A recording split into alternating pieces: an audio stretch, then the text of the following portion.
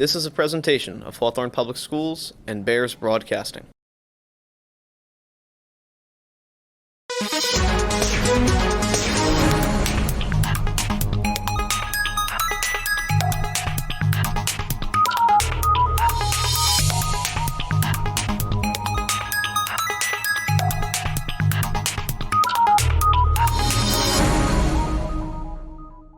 Okay, welcome everyone. We have a new feature here at Hawthorne High School called Schell Spotlight. I think it's Schell Spotlight because I've been here so long that I've seen it all. And when I see something that's special, which is what we have here today, we'd like to let everybody know that real special things are happening here at Hawthorne High School. Because one of the things, as a small school, sometimes we get overlooked on things or we forget to promote ourselves. But today, we have 4 young people here who we really want to promote and show that this is, they demonstrate what we have to offer here at Hawthorne High School. And they did a great job athletically over the last couple weeks. So I'd like to introduce them to you. First, we have Ashton Neverett. And he will be going to the state championships in Atlantic City for wrestling. He will be joined in wrestling by Andrew Morzetta. And Andrew also, we have two athletes going to the state championship in Atlantic City from a small school like Hawthorne. And there's some neighboring much bigger schools that only have maybe one person going, and they maybe have 3,000 more people than we do. But we're sending 2 people, and we're very excited about that because we have 2 really special wrestling athletes here. Also going to state championships, we have Jayson Harmer, who will be going representing Hawthorne in the 1,600 meter at the state championship, and Leah Alves, who will be doing the 55 hurdles, and we're very excited. She'll be doing performing at the state championships as well. Before we get any further, I just want them ask each one of them a few questions. And I guess I'm going to start with Ashton because on my piece of paper here, he's the first one there. So I'm going to ask him about that. First of all, I think, Ashton, you were a district champ, correct? Yes. Okay, you were the district champ. And tell me a little bit about, you're going through the process at the regionals. What are you thinking like you have to go through? What is it that you have to do? Are you thinking that you're going to Atlantic City? I knew there was a very good shot that I had of making it to Atlantic City, but I knew I had to just go out there and wrestle my match, and if I did that, I was going to be able to do it. Was there a big stumbling block or wrestler in your way that you were worried about or anything like that? You always wonder who you're going to have to go against and try and size them up and see, but really I kind of stick to myself and knew if I wrestle my match that nobody can beat me.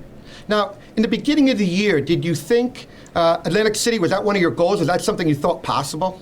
In the beginning of the year, I always set a goal for myself, and sometimes I think it's unrealistic, and this year was one of the years that I thought I can actually make it. So it's cool to follow up with that and keep true to myself, and now that I've made it. Pretty exciting, huh? Yeah. Yeah, it's got to be pretty cool. Like, I think when you come in as a freshman, you're thinking, one day, hopefully I'll make it to Atlantic City, right? Yeah. I think a lot of athletes come, but, you're fortunate enough, you're one of them that actually, made that miracle happen. I'm going to go to Jayson Harmer now. He's going to be going and running the 1,600. Jayson, I know you used to play football, actually, correct? Mm-hmm. Okay. And you're going to be continuing your track career somewhere? Yep. Where are you going to be going? Bucknell University. Bucknell University, and you're going to continue running at Bucknell? Yep. Oh, that sounds pretty exciting. Now, what got you into being a distance runner? Because to me, if I'm going out for track, what's the shortest race possible, right? Who wants to do those workouts? Who wants to do 7 miles a day or whatever the heck it is, right? Are you guys with me? No, I agree. That's crazy, right? Crazy. What got you into distance running? I think my family just has a history of running, and I think ever since I was in 5th grade, I realized I had talent for it, and I just fell in love with it ever since I started doing it in middle school. And then when I saw my brother doing it when I was a freshman, I just loved it, so I kept doing it. Great. And your event, you love the 1,600. Yep. In fact, as his coach, I'll be honest, it's very hard to get him to do any other race, but he loves the 1,600. What is it about the 1,600 that you like so much? I like how it's just a long race and you have to just stay in it. And, at the end, it's whoever is the strongest wins. Great answer, and you have pretty much all of the distance running school records here. That's pretty awesome. Andrew, So How you doing? All right, how are you? Also going to Atlantic City, huh? Yeah. Pretty exciting stuff. By the way, you think you're going to be majoring, you don't know where you're going, but you're going to be majoring in criminal justice? Yeah. What do you think you want to do with that? I'd like to be a police officer. Oh, that'd be great. Yeah. Just remember, I was always good to you. If you ever see me, you pull me over. Make sure, Always. Remember Always, that I was good to you, Anyway, you also going to Atlantic City. Was that always a dream of yours coming here? Actually, it was more of expected of myself to get down there. Sophomore year, I came a one match shy of going to Atlantic City. The bracket was switched a little bit. I would have gone. Right. And then junior year, last year, COVID, all that stuff happened, so we got hit with the super region, and I mentally, I wasn't there and prepared for wrestling, so. But this has been a long time coming, and now that I go senior year, it's, I was expecting of myself to get down there. Wow. You talk about you're one of the few classes that had to deal with COVID for a couple seasons in the winter. In fact, the last winter, I think they moved it to a different time of year, and everything was just screwed up, Mm-hmm. And the fact that you bring it up, I think everybody had to deal with that a little bit, and the way that you did, and the way you talk about it. But that's awesome that you're going. Now, I asked Ashton about any stumbling blocks in the head. Was there anybody in particular that you were looking forward to wrestling as you were going through this march to Atlantic City? Yeah, this one kid I had in the quarterfinal rounds. If you know I'm a football player and we played him in football, this guy Peter Delaportis, right. Boston College commit quarterback. He, right. I don't know how to put it, but he tore up a defense with his arm. Pretty good quarterback. Yeah. I remember him throwing the ball. Pretty good quarterback. Amazing arm. So when I saw him, when I saw that I had him the quarters, I was excited. So I went out there, I gave it my all, and I ended up teching him. It was 18-3, I believe. 18-3. Yeah. Think about that. You don't get a lot of those kind of scores in the regions because everybody's good. Yeah, it's like one takedown, one reversal late in the match, right? Yeah. But you 18-3. How did that feel inside? I just had something to prove to myself and for Hawthorne. I feel like I had the football team on my back in that match. So I went out there, I got business done, and I let them know that that's how Hawthorne does it. We get it back. I love that. I love that attitude. I'm a Hawthorne grad from 100 years ago. Anytime I hear things like that, I'm very excited. This is the first Schell Spotlight, and because I'm so excited about Hawthorne sports. I think in all sports we've had a pretty good run these last couple of years, and the senior class for the most part has been responsible for a lot of the winning that's been going on around here. Now, I do have a junior here though, and that's Leah Alves, and she is a great hurdler. She's also a good triple jumper, and she does volleyball. And Leah, I know that you're only a junior in this, and you're making it to the Meet of Champions. Tell me what your journey was like a little bit this year, because everybody says we say winter indoor track, but we're outside all the time, aren't we? Yeah. Well, tell us a little bit about your journey. How did you feel you progressed in the 55 hurdles? Well, at the start of the season, I really just wanted to bring my time down. I didn't really have any goals of making it this far in the season because I just didn't really know what to expect. Last year, I was also doing volleyball. It was the same season as the winter track season, so we ended up getting hit with COVID too, and I couldn't even go to sectionals. So these big meets you need to qualify for, so I wasn't able to run. So I really just wanted to have fun this season and actually get to do what I couldn't do last year. Great, awesome. Now, I know he was dealing with a kid from Jefferson that I want to beat that guy, right? You also had a person that you constantly battled with, didn't you? Yeah. Who was that? The one Pompton girl, she's also a junior. Hold on, Pompton. That's a theme, right? Pompton kid. There's always a Pompton kid there, right? Pompton. Okay, go ahead, continue your story. The thing is, either she would beat me one race and then I would beat her in the next one. We were always just kind of going back and forth, but we actually became friends and we always warm up together. And it's funny because we would get along, but we'd also we were each other's main competition for every meet.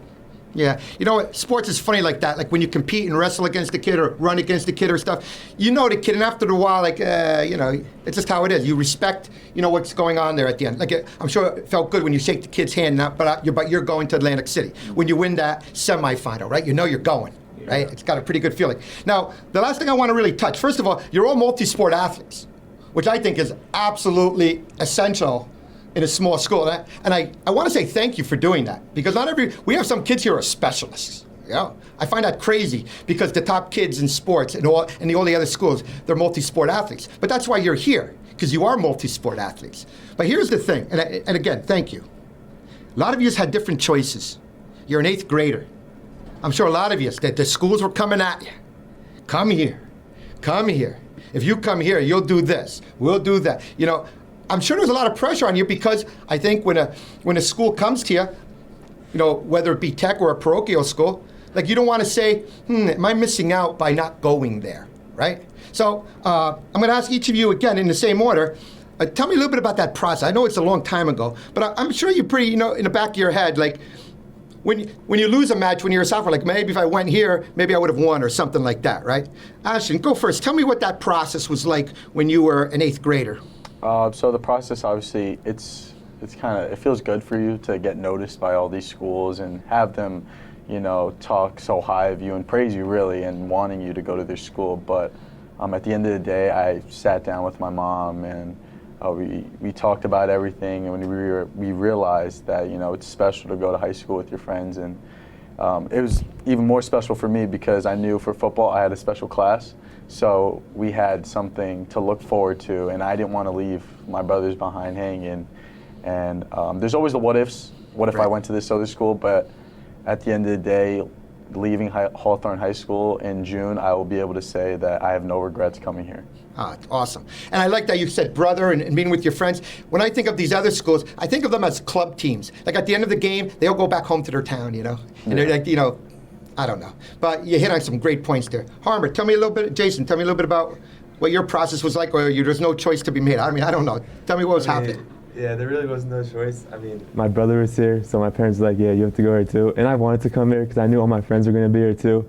And I knew if I went to another place, I probably would have like a hard time meeting like actual like friends that I would know for a long time, because I knew all my friends now, I've known them since like elementary school, middle school, and I really didn't want to like leave them behind. And like I don't know, if I feel like if I left them behind, I wouldn't be as tight with them as I am now. So yeah.